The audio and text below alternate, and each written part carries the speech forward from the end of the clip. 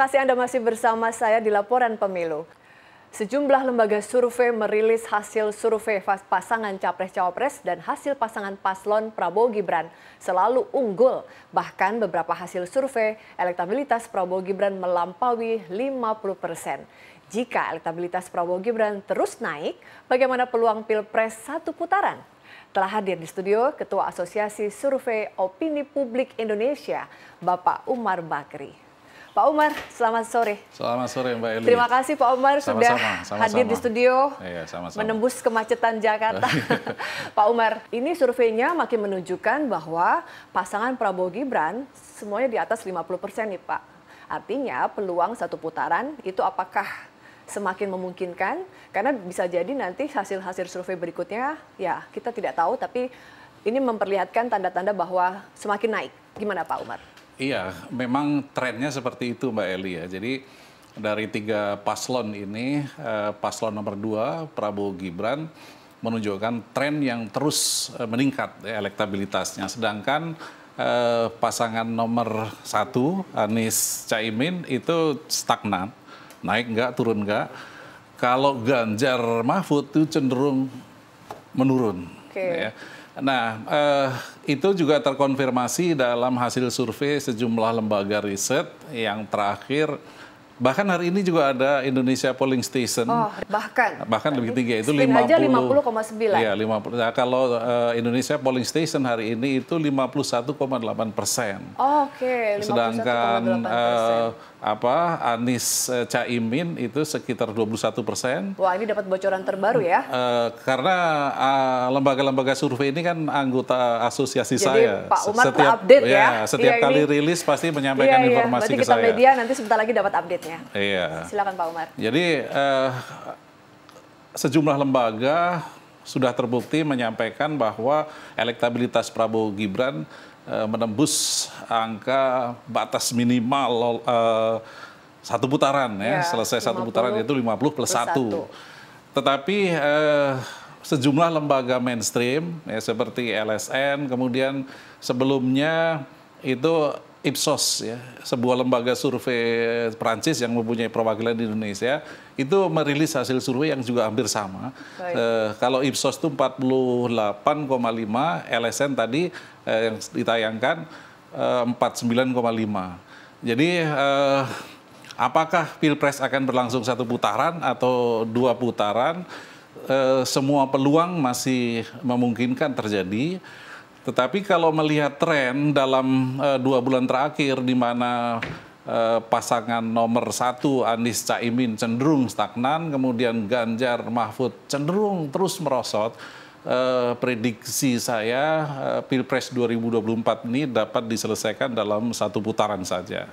Gitu. Kalau tren ini terus bertahan dan tidak terjadi gempa politik di negeri kita yang mengubah segalanya.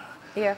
Itu Mbak Eli. Pak Umar, kan kita tahu bahwa lembaga-lembaga survei ini betul-betul kredibilitasnya terakreditasi ya Pak Umar, karena ini juga semakin juga kita ya adalah pendapat sebagian masyarakat bahwa lembaga survei sudah dibayar tuh gitu. Gimana tuh Pak Umar menjawab sentimen-sentimen negatif terkait semakin banyaknya rilis survei yang lalu memenangkan Prabowo Gibran gitu? Ya, memang survei politik, khususnya survei pemilu itu sulit untuk mendapatkan apresiasi positif secara objektif dari masyarakat, karena masyarakat kita sudah terlanjur terbelah. Iya, karena ada polarisasi ada polarisasi dalam masyarakat. 3 pilihan ya. Biasanya itu kalau masyarakat pendukung calon nomor 1, kalau ada rilis hasil survei yang mengatakan nomor 2 atau nomor 3 bagus, mereka akan mengatakan oh itu survei abal-abal gitu. Sebaliknya kalau ada lembaga survei yang merilis nomor 1 bagus, mereka akan mengatakan oh ini survei objektif, ini survei bagus dan seterusnya. Jadi cara pandang kita itu standar seperti itu, tidak mau melihat survei ini sebagai sebuah metode ilmiah yang bisa dipertanggungjawabkan secara akademik, dan tidak selalu subjektif berdasarkan kepentingan pasangan calon yang diusungnya atau yang disukai gitu ya. Itu dari dulu seperti itu Mbak. Jadi buat kita para praktisi survei udah biasa menerima menerima katakanlah cemooh gitu ya, oh ini survei tidak objektif. Tapi itu selalu datang dari kelompok yang kebetulan calonnya ada di bawah gitu.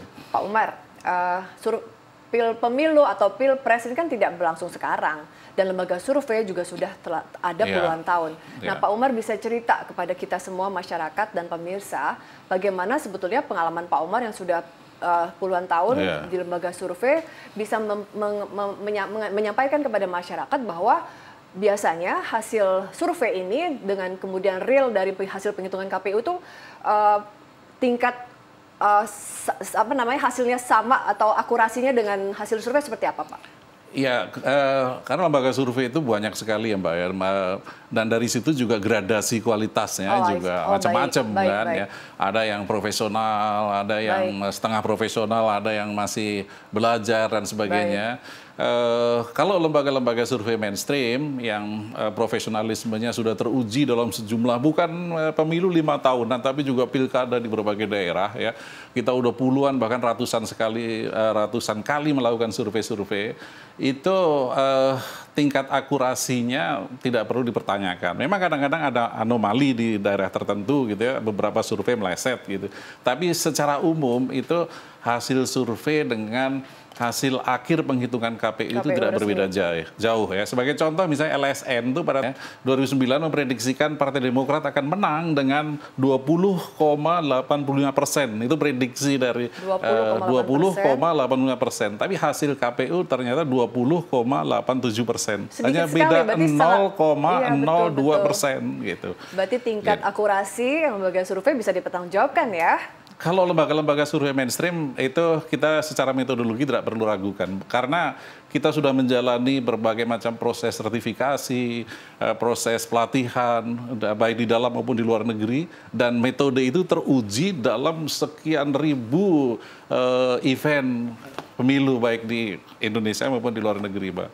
Iya, karena ini juga Pak Umar, tadi yang Pak Umar sampaikan ya, tadi saya juga sedikit mengingatkan bagaimana lembaga survei nasional atau lokal gitu ya, yang memang Indonesia banyak sekali. Tapi juga kita tahu bahwa ada lembaga survei Australia, yakni Uting Research ya, yang juga merilis Prabowo Gibran 44%, lalu tadi yang seperti yang Pak Umar sampaikan, Ipsos. Nah artinya lembaga-lembaga survei internasional ini yang pastinya juga kita harus percaya kredibilitas mereka sebagai kredibilitas ya. Mempertaruhkan kredibilitasnya ya. Pak Umar bisa meyakinkan bahwa sebetulnya masyarakat ya harusnya bisa mempercayai bagaimana hasil survei itu memang bisa dipertanggungjawabkan dan akurasinya bisa kredibel gitu. Sebenarnya gini Mbak, masyarakat itu kita pernah melakukan survei ya, tingkat kepercayaan terhadap institusi-institusi demokrasi non formal seperti pers, seperti gerakan mahasiswa, kemudian berbagai ormas dan sebagainya. Itu kepercayaan terhadap lembaga survei itu cukup tinggi. Cuma memang kalau detik-detik situasi kampanye seperti sekarang ini, itu netizen-netizen yang mewakili kepentingan-kepentingan partisan itu begitu banyak bertebaran, yang selalu memberikan opini-opini negatif terhadap survei-survei yang tidak menguntungkan calon pujaannya gitu. Jadi dalam hatinya pun sebenarnya mereka itu juga percaya pada survei, hanya karena situasinya memang sedang dalam situasi kampanye, mereka tidak mau menerima kenyataan calonnya itu dalam rating survei itu ada di bawah. Itu aja problemnya di situ. Karena buat politisi atau orang-orang yang bergelut di dunia politik itu image itu sangat penting ya. Kalau posisi sudah di bawah itu efek bandwagonnya ya, itu yang dikhawatirkan itu pada masyarakat nanti bisa mempengaruhi pemilih dan seterusnya itu kan. Pak Umar, saya akan bertanya lagi karena apakah soal tadi potensi satu putaran. Karena tadi yang kita sebut bahwa sebagian yang tidak pro 02 gitu mengatakan atau menilai bahwa pihak 02 halu gitu ya kalau satu putaran. Tapi kita akan jawab setelah ini ya Pak ya, kita harus break sebentar. Pemirsa, jangan kemana-mana, laporan pemilu, dialog saya bersama Bapak Umar Bakri akan kami lanjutkan setelah jeda. Tetaplah di Laporan Pemilu.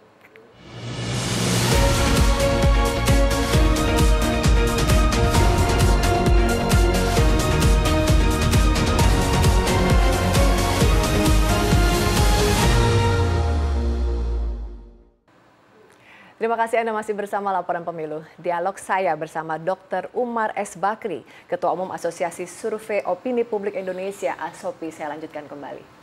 Pak Umar, menjawab tadi yang sudah saya kasih teaser. Bagi pihak yang tidak pro 02 gitu ya, menilai bahwa hasil rilis survei di mana sudah lebih dari 50% kemenangan Prabowo Gibran untuk Pilpres 2024, bahkan tadi Pak Umar menyatakan ada juga hasil survei terbaru hari ini 51%.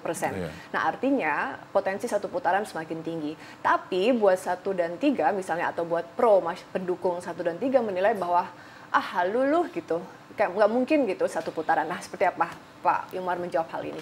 Ya itu teknik-teknik atau strategi kampanye ya yang wajar dilakukan oleh para kontestan dan para pendukungnya ya.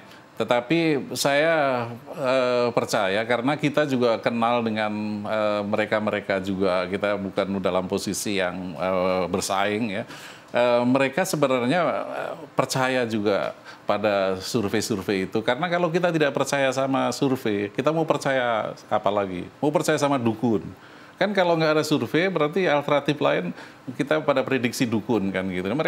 Mereka mengakui itu, hanya memang kalau mereka nggak percaya dan bahwa survei-survei yang mengatakan elektabilitas Prabowo Gibran itu sangat tinggi dan hampir menyentuh 50%, kan tentu mereka akan keluarkan hasil survei mereka kan. Oh ini hasil survei kami, ternyata nggak seperti yang kalian katakan. Tapi sampai hari ini kan nggak ada. Betul. Gitu loh, hasil survei dari mereka yang mengatakan bahwa calon mereka itu tinggi, itu nggak ada. Gitu. Itu yang ditunggu-tunggu gitu loh. Kan kita nggak bisa mengatakan suatu hasil survei itu tidak bisa dipercaya kalau kita sendiri tidak melakukan survei. Kalau Anda nggak percaya pada suatu hasil riset, Anda harus tolak dengan riset juga. Nggak bisa dengan hanya opini saja gitu. Ya karena juga ya saya tidak terlalu mengingat namanya, tapi memang kemarin terbaru ada yang juga merilis bahwa sebetulnya misalnya kemenangan ada di pihak 03 gitu hasil survei, tapi saya lupa lembaganya apa. Nah seperti itu Pak Umar yang tadi Pak Umar mungkin sampaikan soal lembaga riset tandingan ya. Iya. Kalau saya udah cek satu persatu Mbak, karena saya sebagai ketua asosiasi itu hampir semua lembaga survei melakukan rilis, selalu saya cek satu persatu. Saya belum menemukan satu pun lembaga survei yang menempatkan apakah nomor 1 atau nomor 3 itu di atas. Gitu. Cuma memang di dalam survei itu ada berbagai macam variabel yang sering ditonjolkan, diangkat. Misalnya katakan begini, dalam variabel tertentu, misalnya kepedulian terhadap masyarakat kecil, calon tertentu unggul gitu. Nah itu yang diangkat gitu loh. Bukan secara keseluruhan, bukan agregat. Variabel tertentu yang bukan agregat keseluruhan. Kan setiap kandidat ini atau setiap paslon itu pasti punya keunggulan dalam variabel-variabel tertentu gitu. Nah, itu diangkat gitu. Nah, kadang-kadang media kurang jeli dianggap itu adalah hasil elektabilitas agregat gitu kan. Pak Umar, dalam rilis ini dan lembaga-lembaga survei taruhlah misalnya di bawah ASOPI, artinya mereka kan adalah lembaga survei yang terdaftar secara resmi di KPU kan, Pak Umar ya? Betul begitu ya? Nah artinya kalau mereka merilis hasil survei yang misalnya ternyata setelah hasilnya atau tadi yang Pak Umar sampaikan berkaca dari pemilu atau pilpres sebelumnya, hasilnya ternyata tidak akurat atau sangat jauh selisihnya gitu dengan hasil KPU. Itu kan tentu saja menurunkan kredibilitas dari lembaga survei tersebut kan, Pak Umar ya. Artinya untuk merilis itu mereka mempertaruhkan kredibilitas mereka ya Pak Umar ya. Nah seperti apa Pak Umar? Iya, buat kita orang yang profesional di survei itu it's my life ya. Itu hidup matinya kita. Gitu. Sama seorang jurnalis ya seperti Mbak Eli itu mempertaruhkan kredibilitasnya sebagai seorang jurnalis. Dia akurasi berita. Nggak akan mau bermain-main yang bisa menjatuhkan kredibilitas kita. Kecuali kalau kita survei itu hanya numpang lewat satu pemilu gitu. Nah, lembaga-lembaga mainstream seperti LSN ini sudah sekian puluh tahun terlibat dalam dinamika pemilu di Indonesia. Kalau kita melakukan blunder atau membuat kesalahan yang disengaja, itu bunuh diri gitu loh. Jadi itu yang perlu kita pikirkan. Bukan hanya semata-mata godaan-godaan saat ini. Memang para kontestan itu menggoda dengan berbagai macam tawaran ya kalau untuk situasi menjelang pemilu itu. Tapi kredibilitas itu jauh lebih penting. Karena itu menyangkut hidup matinya lembaga itu. Karena itu tadi Pak Umar, ini kan tadi ya kita bicara bahwa misalnya tadi hasil kamu karena iya kamu mengambil sampel yang ternyata adalah sampel di mana misalnya sampelnya dominan 02 misal. Itu yang mungkin masih diragukan gitu Pak Umar. Bagaimana menjawab hal tersebut Pak Umar? Nah itu dalam kesempatan live di Garuda TV juga pernah saya sampaikan bahwa teknik sampling itu tidak suka-suka kita gitu ya. Supaya hasilnya menang 02 atau 01 kita cari populasi yang di situ merepresentasikan dari pemilih 02 atau 01 misalnya. Itu kerjaan orang bodoh yang nggak ngerti riset nggak ngerti. Biasanya memang seperti itu. Kalau misalnya 02 Prabowo unggul, mungkin surveinya itu di daerah-daerah yang banyak pensiunan, tentara, segala macam gitu kan. Itu nggak seperti itu. Maka kadang-kadang saya sering bilang sama wartawan yang bertanya itu, kalau Anda ingin tahu survei, ikut. Nanti bulan depan LSN akan suruh ikut bagaimana, mulai dari kita merancang sampel, teknik sampling, dan sebagainya, sampai ke lapangan itu seperti apa. Supaya kalian, keraguan-raguan kalian selama ini terhadap metodologi survei itu bisa terbantahkan juga. Pernah ada wartawan ikut Mbak gitu, ternyata berat juga survei gitu. Baik, Pak Umar, pernahkah ada kasus misalnya ternyata hasil survei misalnya ada pihak yang merasa dirugikan lalu ada ya mungkin dilaporkan atau disomasi atau dipidana, pernahkah sih Pak? Setiap 5 tahun pihak yang kalah itu bahkan juga ada pihak yang menang mengancam itu akan melaporkan lembaga survei yang hasilnya tidak sesuai dengan harapan mereka. Tetapi kan begini, prinsip survei itu metode ilmiah Mbak. Setiap aktivitas ilmiah itu dijamin konstitusi dan nggak bisa dikriminalisasi. Gitu. Kalau ada sebuah lembaga riset, lembaga survei melakukan kesalahan dalam bermetodologi, dia diadili oleh sebuah dewan etik dari asosiasinya. Dan itu kita udah sepakat dengan KPU, makanya lembaga-lembaga survei itu didaftarkan di KPU. Sekarang ada 63 lembaga survei itu tersebar di beberapa asosiasi. Nah, anggota asosiasi saya juga ada banyak yang terdaftar di situ, ada yang nggak sempat daftar karena dia cuma di daerah-daerah.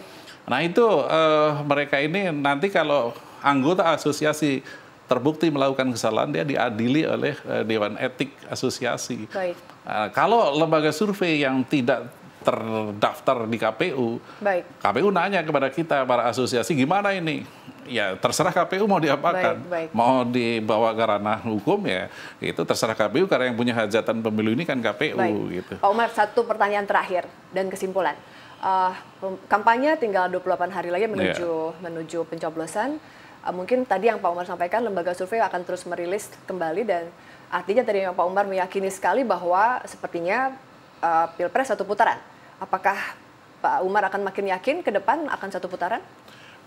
Saya kalau kita melihat tren yang terjadi sekarang ya Mbak ya, tren itu yang tadi 02 cenderung meningkat, 01 stagnan, 03 nyungsep ya terus menurun.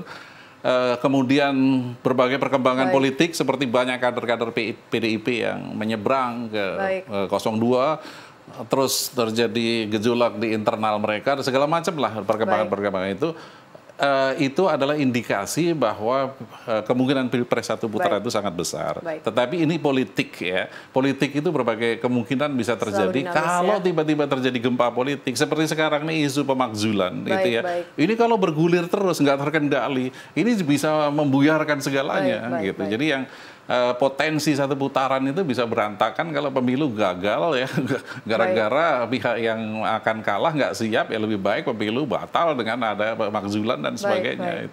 Itu yang secara matematis dan berdasarkan pengalaman survei, potensi 02 menang satu putaran cukup besar, tetapi politik itu bukan ruang hampa, di mana banyak variabel yang bermain. Nah, di situ kita harus siap juga terjadi berbagai kemungkinan yang lain. Itu Mbak. Dr. Umar S. Bakri, Ketua ASOPI, terima kasih sudah hadir di studio Sama-sama Mbak Eli. Selamat sore, Pak. Selamat sore Mbak. Umar Bakri.